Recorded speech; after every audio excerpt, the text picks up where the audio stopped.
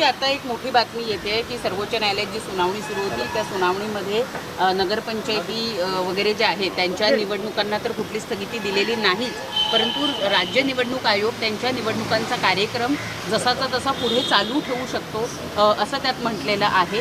परंतु जो काही निर्णय अंतिम येईल त्या निर्णयाला राज्य निवडणूक आयोग बांधील राहील असं सुद्धा म्हटलेलं आहे. नाही, अतिशय चांगली गोष्ट आहे की निवडणुका होत आहेत.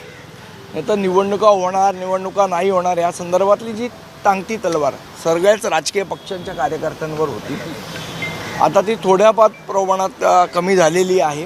निश्चितपणे शेवट जो काय निर्णय कोर्ट देईल त्याच्या अधीन राहूनच या गोष्टी होणार आहेत. पण निदान निवडणुका जिथे 50% आरक्षण क्रॉस नाही केलं आहे त्यांच्यावर जी टांगती तलवार होती ती निदान दूर झाली.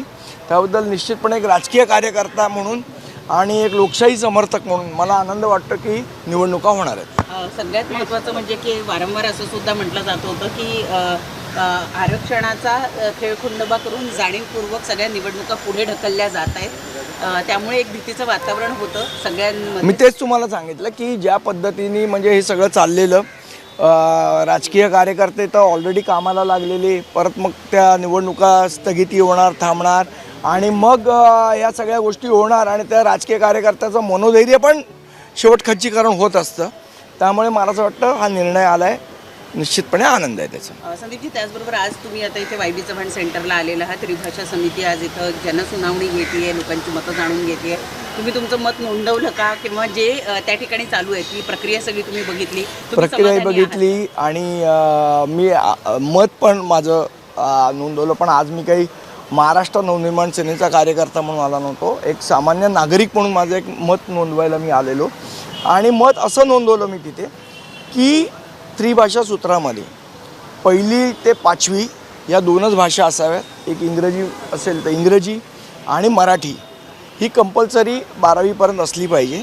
आणि जी तिसरी भाषा आहे जी 5वीपासनं ज्याची सुरुवात होते त्या तिसऱ्या भाषेला अनेक ऑप्शन असले पाहिजे.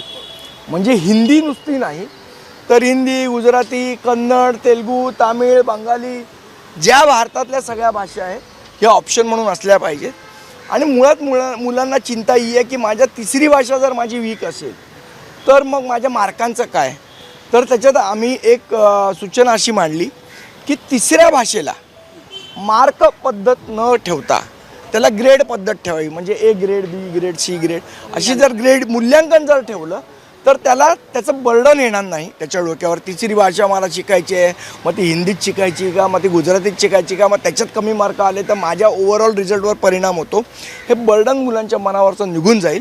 त्यामुळे तिसऱ्या भाषेला मार्क न देता ग्रेडेशन द्यावं अशी सूचना आम्ही मांडलेली आहे.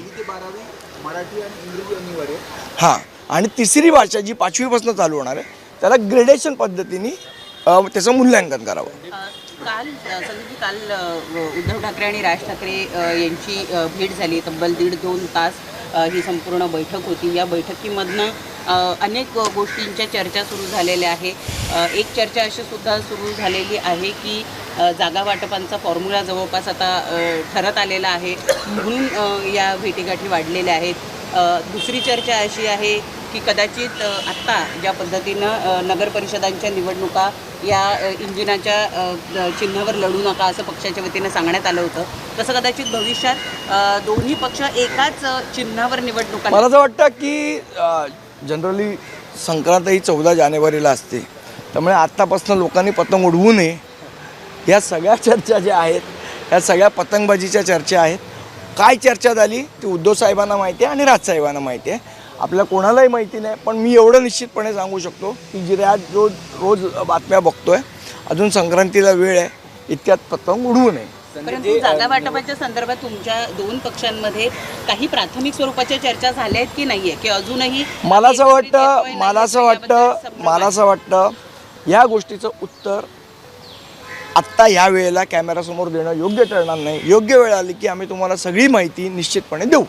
जे निवडणुका सुरू आहेत, प्रचार सुरू आहे, मात्र भाजपचे आमदार उघडपणे धमक्या देत आहेत. जास्त कराल तर कापून टाकण्यासोबत भाजपचे आमदार बावनकुळांच्या समोरच विरोधकांना माज, दुसरं काही नाही. हा सत्तेचा असलेला माज आहे आणि तो माज भारतीय जनता पक्षाचा सगळ्यांना दिसतोय. संदीपजी, काही दिवसांपूर्वी सर्व महाविकास आघाडी आणि मनसे यांनी निवडणूक याद्यांचा मात्र मतदार याद्यांचा प्रश्न उपस्थित केलेला होता. त्यानंतर मतदार याद्यांमधले जादाचे मतदार जे आहे, दुबार मतदार आहे, आम्ही डिलीट केलं असं निवडणूक आयोगानं सांगितलं होतं. नवीन यादी प्रसिद्ध केली. 2 स्टार मारलेले सगळे दुबार मतदार आलेले आहेत. परंतु त्यात सुद्धा अनेक घोळ असल्याचं दिसून येत आहे. जी लोक दुबार नाही आहेत त्यांच्या नावाच्या समोर स्टार आहे, ज्यांच्या नावाच्या समोर स्टार आहे त्यांनी काय करायचं पुढे हे माहिती नाही आहे. सगळी जी प्रक्रिया आहे ती राजकीय पक्ष आणि सर्वसामान्यांवर ढकलून निवडणूक आयोग गप्प बसलाय असं वाटायला लागलं. नाही, निवडणूक आयोगाचा आत्तापर्यंतच्या इतिहासातला सर्वात बोगस आणि ढिसाळ कारभार हा आपल्यासमोर आलेला आहे. निवडणूक आयोगाला जर स्वतःची मला असं वाटतं आपण ज्याला म्हणतो की विश्वासार्हता ही जर जपायची असेल तर त्यांनी नीट काम करणं आवश्यक आहे. हे ज्या सगळ्या गोष्टी होत आहेत याच्यामुळे निवडणूक आयोगाची विश्वासार्हता दर सेकंदाला ही रसातळाला चाललेली आहे. परंतु आता तुम्ही लोक काय करणार आहे? कारण काही वॉर्ड असे नाही, आम्ही आमच्या पद्धतीने आमच्या पद्धतीने संघर्ष चालू आहे आणि त्यासाठी आपल्याला माहीत असेल तर याच्या 2-3 दिवसा अगोदर सन्माननीय आमचे नेते बाळा नांदगावकर, शिवसेनेचे आदित्य ठाकरे वगैरे ही सगळी मंडळी गेली होती. तो विरोधी पक्ष म्हणून जो निवडणूक आयोगाशी संघर्ष करायला पाहिजे तो आमचा चालू आहे. दुर्दैवाने सत्ताधारी पक्षाला वाटत नाही की मतदार याद्या क्लीन व्हाव्यात म्हणून ते आम्हाला पाठिंबा देत नाही आहेत. नवीन घडामोडी पाहण्यासाठी आजच आम्ही मुंबईकर 24 तासला लाईक करा, सबस्क्राईब करा आणि अपडेट राहा.